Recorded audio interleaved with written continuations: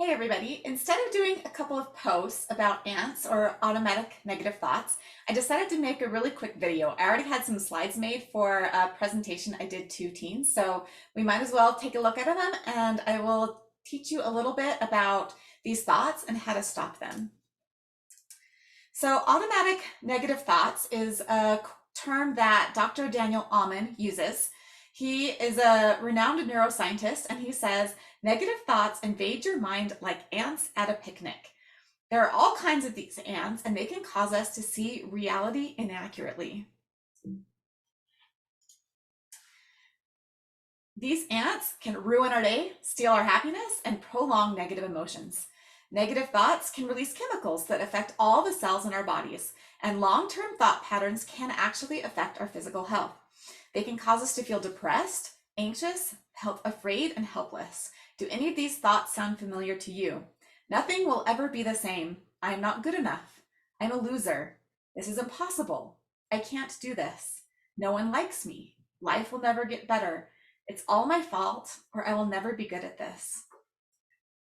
There are so many different types of these. I have a handout with 15 cognitive distortions that I'm going to be sending out to my email list. If you're not on my email list, you can join at the bottom of my website, www.inspiredteen.com. I will put a link down in the comment section. But on there, I talk about 15 different ones. There are things like black and white thinking, personalization, jumping to conclusions, emotional reasoning, and a bunch of different cognitive distortions or ants that are on there. But there are three in particular that Dr. Amen talks about as being dangerous. He calls them the red ants. So the first one is fortune telling. This is predicting the worst even when you don't know what will happen. This is, for example, I just had a biopsy and I'm sure it's cancer. Nobody is safe from these fortune telling ants. I see this a lot in myself as I'm raising my teens and a lot in the coaching clients that I work with. It's really easy to think that our teens are ruining their lives, or that if they don't get good grades, they're not going to get into college, or if they break up with this person, then they're never going to have a successful relationship. I don't know. There are so many of these assumptions that we make about our teens' future, and they can take over our minds like ants at a picnic. The second one is mind reading. I see this one in teenagers a lot, though we all do it. I do it, but teenagers like to think they know what their friends are thinking, right? They walk down the hall and their friend is like, looks at them a little bit weird, and then the teen is like, oh my gosh, they don't like me. So this is one that we all fall victim to, but watch for it in your teenagers as well and ask them, do you really know what that person is thinking, or are you making assumptions? The last one, this really dangerous one, is blame. So this is when we take no responsibility for our actions. We blame other people or outside circumstances for the things that are happening in our lives. An example would be, it's your fault I'm out of shape because you will not go with me to exercise. These ants make us the victim. So whether we are when we're a victim, we're powerless to change our behavior. So this is one that, like I said, once this victim mentality, this blame, this not taking responsibility for our actions causes a lot of problems, because then we don't and we can't change.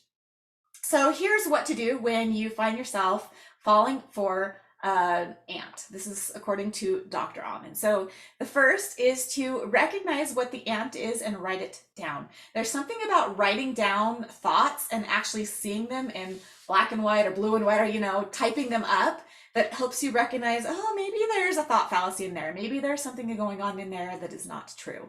The next thing is to categorize it if you can, even if you can just guess what it is that's going on, like blame or something like that.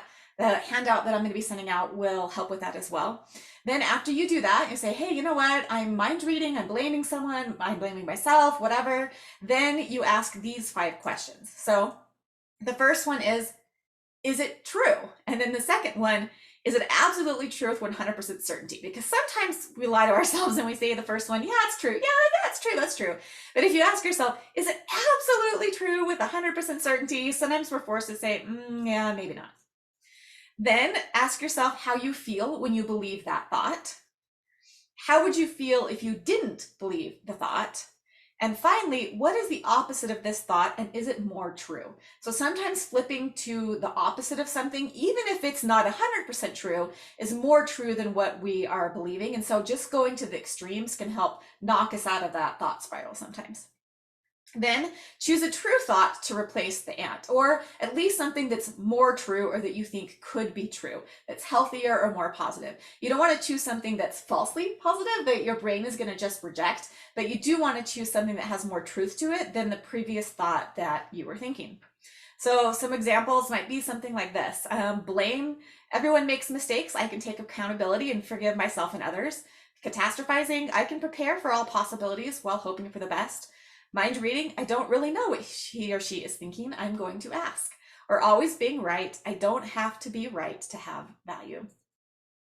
Dr. Daniel Amen says kind of bluntly, don't believe every stupid thing you think. So by teaching our teens how to question their thoughts, how to recognize ants, especially the red ants, we can all become healthier and happier and start to learn how to manage and direct our thoughts. Thank you so much for joining me, and I will see you in the group.